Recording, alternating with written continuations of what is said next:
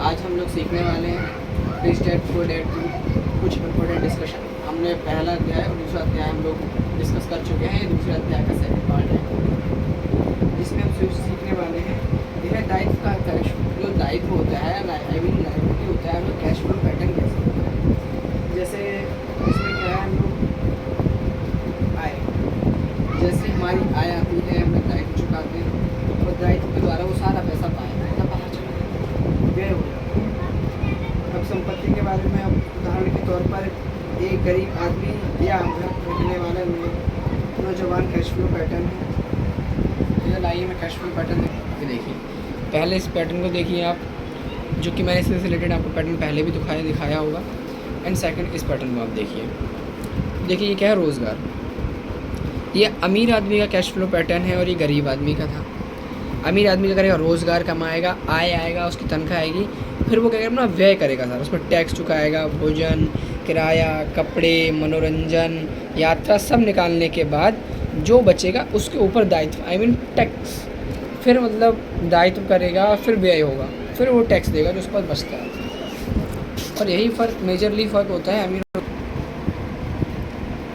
यह मध्यवर्गीय आदमी का कैश फ्लो पैटर्न है, जिसमें वह रोज़गार से आय आती है, आय के बाद सीधे दायित्व चुकाए जाते हैं, दायित्व का जो बचता है उसमें से व्यय किया जाता है। फिर हम रोज़गार के बारे में इस कैश फ्लो पैटर्न को आप समझना चाहें तो समझ सकते हैं। मैं अब सीधे यह एक अमीर आदमी का कैश फ्लो पैटर्न है, जिसमें आय आती है, आय के बाद वह सीधे संपत्ति खरीदता है, संपत्ति के बाद वह व्यय करता है, जिसमें अपने किराया, घर, गाड़ी खर्च, खाना पीना, मनोरंजन, ये सारी चीज़ चुकाने के बाद जो बचता है उस पर वह टैक्स देता है।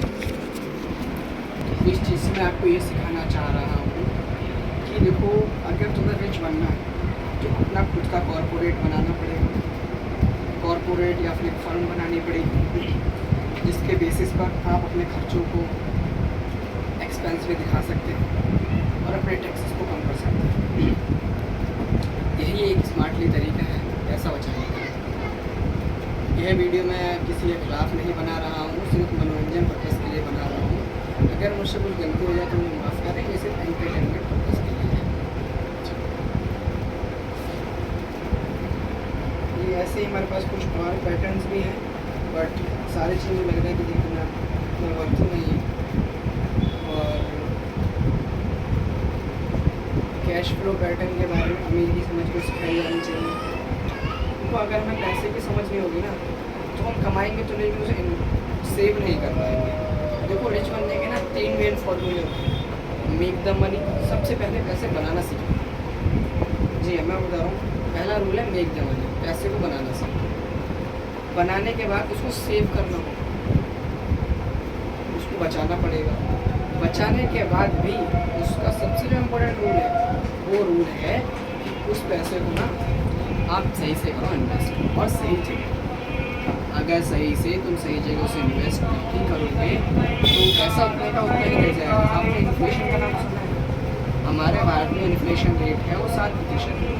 मतलब कि मैं आपको सिंपल आसान समझाने की कोशिश करता हूँ कि मान लो अगर आज इस साल आपके पास 100 रुपये हैं और अगले साल आप वो 100 रुपये लेकर दुकान पे जाओगे तो वो चीज़ आप नहीं खरीद पाओगे जो पिछले साल आपने 100 रुपये का खरीदी थी।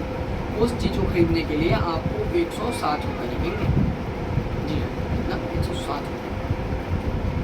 अब उससे बचने का तरीका ये है, पैसे को बचाओ, उसको इन्वेस्ट करो। इन्वेस्ट भी ऐसी जगह करो, FD और बैंक में इन्वेस्ट मत करो, वहाँ इंटरेस्ट रेट बहुत कम है, 6 से 7% है, क्योंकि बीट नहीं कर पाएगा। कैसे आपने 100 रुपये थे इन्वेस्ट कर दिए, उसमें तुम्हें अगले साल 106 मिलेंगे, लेकिन चीज़ तो 7 रुपये की हुई, इस साल में 1 रुपये का घाटा हो गया। अब तुम उससे अच्छा कर सकते हो कि इसको म्यूचुअल फंड्स, स्टॉक्स में इन्वेस्ट करो, जिसमें तुम्हें कम से कम 10-12% इंटरेस्ट मिलेगा। तुम उससे प्रॉफिट्स भी ज़्यादा कमाओगे और उसमें से बचेगा भी। समय के साथ तुम्हारे पैसे की वैल्यू भी बढ़ेगी, तुम्हें प्रॉफिट भी होगा। चलिए धन्यवाद, मैं आपसे यहीं के लिए शुक्रिया वीडियो देखने के लिए। मिलते हैं एक और नई वीडियो के साथ।